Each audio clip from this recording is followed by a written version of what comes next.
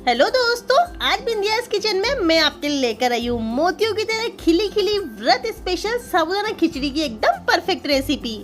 आज मैं आपके साथ 3 ऐसे सीक्रेट टिप्स और ट्रिक शेयर करूंगी जिससे आपकी साबूदाना खिचड़ी बिल्कुल भी चिपकेगी नहीं, ना ही चुई बनेगी। एक एक दाना मोतियों की तरह खिला खिला और एकदम परफेक्ट बनेगा और स्वाद में तो इतनी जबरदस्त टेस्टी होगी कि आप इसे व्रत तो क्या व्रत के बिना भी खाना चाहोगे। तो चलिए बिना देरी के से जल्दी से बनाना शुरू करते। हेलो दोस्तों, मैं बिंदिया भागनानी और आप सभी का बिंदियास किचन में स्वागत। तो एकदम खिली खिली सुपर टेस्टी साबूदाना खिचड़ी बनाने के लिए सबसे पहले यहाँ हम लेंगे साबूदाना। तो यहाँ मैंने लगभग 1 कप साबूदाना लिया है। अब दोस्तों मेजरमेंट के लिए यहाँ मैंने इस तरह का कप लिया है, आप चाहे तो घर की कोई भी कटोरी सेट कर ले। और यहाँ है ना, हमें इस तरह का मीडियम साइज का साबूदाना लेना है, ना ज्यादा बड़ा ना ज्यादा छोटा। मीडियम साइज का साबूदाना हमारी खिचड़ी के लिए एकदम परफेक्ट रहेगा। अब खिली खिली साबूदाना खिचड़ी बनाने के लिए सबसे पहला टिप कि यहाँ हमें साबूदाना को अच्छे से धोना होगा। तो उसके लिए इसमें हम डालेंगे पानी और इस तरह से रब करते हुए इसे अच्छे से धोएंगे। इस तरह धोने से क्या होगा, जो साबूदाने के ऊपर का स्टार्च जिसे हम पाउडर कहते हैं वो इजीली निकल जाएगा। फिर हमारे साबूदाना एकदम खिले खिले बनेंगे, आपस में चिपकेंगे नहीं। तो यहाँ आप साबूदाना को कम से कम 2 बार तो जरूर से धोना। तो यहाँ मैंने साबूदाना को 2 बार अच्छे से धो करके इसका सारा स्टार्च निकाल लिया है। अब दोस्तों यहाँ आती है बहुत ही इंपॉर्टेंट टिप कि यहाँ हमें साबूदाना को भिगोना होगा, क्योंकि अक्सर यही गलती हो जाती है कि जब भी हम साबूदाना बनाते हैं उसमें पानी की क्वांटिटी ज़्यादा हो जाती है, तो फिर हमारे साबूदाना एकदम चिपके और बहुत ही चुई बनते हैं। तो यहाँ हमने 1 कप साबूदाना लिया है, तो यहाँ हम डालेंगे आधा कप पानी। दोस्तों ध्यान रखिएगा, कभी भी बराबर क्वांटिटी में पानी नहीं डालेंगे। जितना हमने साबूदाना लिया है ना, बस उससे ही आधा हम यहाँ पानी डालेंगे और पानी डालकर इसे हम एक बार अच्छे से मिक्स कर देंगे। और अब हम इसके ऊपर लगाएंगे ढक्कन और ढक्कन लगाकर इसे 2 घंटे के लिए भीगने देंगे। बीच बीच में दोस्तों एक बार इसे ऊपर नीचे चला दीजिएगा, जिससे सारे साबूदाने अच्छे से सोख हो जाए। लगभग 2 घंटे हो गए, तो अब इसे हम चेक कर लेते हैं। और ये देखिए सारे साबूदाने ने पानी को अच्छे से अब्सॉर्ब कर लिया और ये बढ़िया से भीग गए। तो अब हम यहाँ लेंगे एक फोक और फोक से सारे साबूदाना को इस तरह से ऊपर नीचे कर लेंगे। दोस्तों हाथ से मत कीजिएगा, इस तरह चम्मच से करने से क्या होगा, हमारे एक एक साबूदाना अलग अलग रहेगा। और अब मैं आपको बिल्कुल पास से दिखाती हूँ। ये देखिए एक एक साबूदाना मोतियों की तरह खिला हुआ और एकदम अलग अलग है। तो दोस्तों साबूदाना भिगोने की एकदम परफेक्ट ट्रिक थी। इससे आपकी खिचड़ी कभी भी चिपकी नहीं बनेगी, एक एक दाना मोतियों की तरह खिला खिला बनेगा। तो अब हम यहाँ साबूदाना भी चेक कर लेते हैं। तो यहाँ हम एक साबूदाने को उठा करके इस तरह से चेक करेंगे। ये देखिए इजीली मैश हो रहा है, मतलब हमारे साबूदाना अच्छे से गल गए। अभी आगे मैं आपको एक और तरीका बताऊंगी जिससे हमारे साबूदाना की खिचड़ी बिल्कुल भी सूखी नहीं बनेगी, एकदम परफेक्ट बनेगी। अब हम गैस पर रखेंगे एक पैन, फ्लेम को करेंगे लो टू मीडियम और इसमें हम डालेंगे 1 कप कच्ची मूंगफली और इसे हम लो टू मीडियम फ्लेम पर लगातार चलाते हुए ड्राई रोस्ट करेंगे। मूंगफली को इस तरह भूनने से इसका सारा कच्चापन और जितनी भी इसमें नमी होगी ना, वो सारी यहाँ निकल जाएगी। तो बिल्कुल लो टू मीडियम फ्लेम पर इसे हम ड्राई रोस्ट करेंगे। और यहाँ आप देख सकते हैं हमारी मूंगफली बढ़िया से रोस्ट हो गई, इसके छिलके भी निकलने लगे। तो अब इस स्टेज पर हम गैस को करेंगे बंद और इस सारी मूंगफली को एक प्लेट में निकाल करके अच्छे से ठंडा होने देंगे। और ये लीजिए यहाँ हमारी मूंगफली अच्छे से ठंडी हो गई है। अब इसे हम रब करते हुए इसके सारे छिलके निकाल देंगे। तो यहाँ मैंने मूंगफली के सारे छिलके निकाल दिए। तो अब हम यहाँ लेंगे ग्राइंडिंग जार और हमने जो मूंगफली रोस्ट की थी ना, बस उसमें से 1/4 कप मूंगफली हम ग्राइंडिंग जार के अंदर ट्रांसफर करेंगे और बाकी की मूंगफली को हम आगे यूज करेंगे। तो इससे हम अभी रखते हैं साइड में। और अब हम इसके ऊपर लगाएंगे ढक्कन और ढक्कन लगाकर इसे कोर्सली ग्राइंड करेंगे, यानी दरदरा ही पीसेंगे, फाइन पेस्ट बिल्कुल नहीं बनानी है।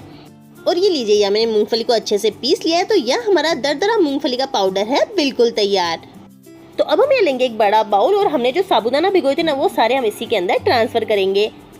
तो यहाँ अब आती है दूसरी सीक्रेट ट्रिक एकदम परफेक्ट खिचड़ी बनाने के लिए। तो उसके लिए अगर बाई चांस आपके साबूदाने में थोड़ा सा पानी रह गया हो या मॉइस्चर रह गया हो, तो इस स्टेज पर आप 2 बड़े चम्मच मूंगफली का पाउडर डाल दीजिएगा। जो अभी हमने पीसा था ना, बस वो इसमें 2 बड़े चम्मच हम इसमें डाल देंगे और इसे हम करेंगे अच्छे से मिक्स। इस स्टेज पर मूंगफली पाउडर डालने से क्या होगा ना कि हमारे साबूदाने में जितना भी मॉइस्चर होगा वो मूंगफली पाउडर पूरा अब्सॉर्ब कर लेगा और इससे हमारी खिचड़ी का टेस्ट भी बढ़ेगा। तो गारंटी है कि आपकी साबूदाना खिचड़ी बिल्कुल भी चिपकेगी नहीं, एकदम परफेक्ट खिली खिली बनेगी। और ये लीजिए इसे मैंने अच्छे से मिक्स कर लिया है। तो चलिए अब जल्दी से हम खिचड़ी तैयार कर लेते हैं। अब हम गैस पर रखेंगे एक पैन, फ्लेम को करेंगे लो टू मीडियम और इसमें हम डालेंगे 1 छोटा चम्मच तेल।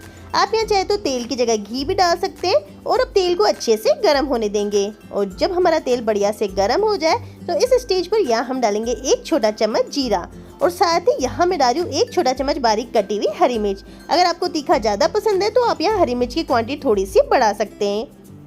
साथ ही यहाँ मैं डाल रही हूँ 8 से 10 कड़ी पत्ता। कड़ी पत्ते का बहुत ही बढ़िया फ्लेवर और खुशबू आएगी, तो आप इसे जरूर से डालिएगा। और इन्हें हम लो टू मीडियम फ्लेम पर लगातार चलाते हुए अच्छे से चटका लेंगे। और जब हमारे जीरा और कड़ी पत्ता अच्छे से क्रैकल हो जाए तो इस स्टेज पर यहाँ हम डालेंगे मूंगफली। तो दोस्तों यहाँ मैं भुनी हुई मूंगफली जो हमने रोस्ट करी थी वो डाल रही हूँ। आप यहाँ चाहे तो कच्ची मूंगफली भी डाल सकते हैं। और इन्हें भी हम लगातार चलाते हुए 1 से 2 मिनट तक भून लेंगे। वैसे तो ये मूंगफली ऑलरेडी रोस्टेड है, पर इस तरह से तेल के अंदर फ्राई करने से क्या होगा, हमारी मूंगफली में बढ़िया सा क्रिस्पी क्रंच आएगा जो खाने में बहुत ही बढ़िया लगेगा।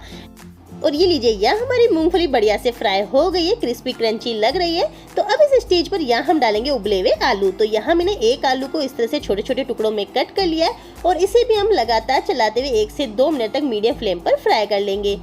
हमें ये आलू को ज्यादा फ्राई नहीं करना, बस इतना ही फ्राई करेंगे कि हल्के से क्रिस्पी हो जाए, उस पर गोल्डन सा क्रस्ट आ जाए। और ये लीजिए, यहाँ हमारे आलू भी बढ़िया से फ्राई हो गए, हल्का सा गोल्डन क्रस्ट आ गया है। तो अब इस स्टेज पर यहाँ हम डालेंगे हमारे साबूदाना। सारे हम इसी स्टेज पर डाल देंगे और इसे हम करेंगे हल्के हाथों से बढ़िया से मिक्स। हल्के हाथों से मिक्स करना, ज्यादा मैश इसे बिल्कुल नहीं करेंगे। तो यहाँ मैंने साबूदाना को बाकी सारी चीजों के साथ बढ़िया से मिक्स कर लिया है। अब हमारे साबूदाना को और भी टेस्टी और फ्लेवरफुल बनाने के लिए इसमें हम डालेंगे कुछ मसाले। तो सबसे पहले यहाँ मैं डाल रही हूँ आधा छोटा चम्मच सेंधा नमक यानी व्रत वाला नमक। साथ ही यहाँ मैं डाल रही हूँ आधा छोटा चम्मच काली मिर्च पाउडर। अगर आपको थोड़ा सा तीखा ज्यादा पसंद है तो आप यहाँ नमक मिर्ची की क्वांटिटी थोड़ी सी बढ़ा सकते हैं। और इसी के साथ यहाँ मैं डाल रही हूँ 1 छोटा चम्मच चीनी का पाउडर। आप यहाँ चाहे तो 1 छोटा चम्मच चीनी भी डाल सकते हैं, पर ये पूरी तरह से ऑप्शनल है। अगर आपको मीठा नहीं पसंद है तो आप इसे स्किप भी कर सकते हैं, पर मुझे ना साबूदाना खिचड़ी थोड़ी सी खट्टी मीठी चटपटी पसंद है, तो यहाँ मैं डाल रही हूँ। और अब हल्के हाथों से इस तरह चारों तरफ घुमाते हुए इसे बढ़िया से मिक्स कर देंगे। और अब इसे हम 2 से 3 मिनट तक इसी तरह से पका लेंगे। जैसे जैसे हमारा साबूदाना पकता जाएगा ये ट्रांसलूसेंट होता जाएगा, यानी कि एकदम ट्रांसपेरेंट हो जाएगा। और वो एकदम परफेक्ट इंडिकेशन है कि हमारी साबूदाना खिचड़ी तैयार हो गई है। दोस्तों ये खिचड़ी मैं व्रत के लिए बना रही हूँ, इसलिए केवल इसमें मैंने सेंधा नमक और काली मिर्च पाउडर डाला है। आप यहाँ चाहे तो नमक, हल्दी, लाल मिर्च पाउडर डाल करके आप इसे नॉर्मल डेज में भी खा सकते हैं। और ये लीजिए, मैंने सभी चीज़ों को बढ़िया से मिक्स कर लिया है। तो अब इस स्टेज पर इसके ऊपर हम लगाएंगे ढक्कन, और ढक्कन लगाकर 2 से 3 मिनट तक और पका लेंगे। भाप में हमारे साबूदाना अच्छे से पक करके बढ़िया से सॉफ्ट और ट्रांसलूसेंट हो जाएंगे।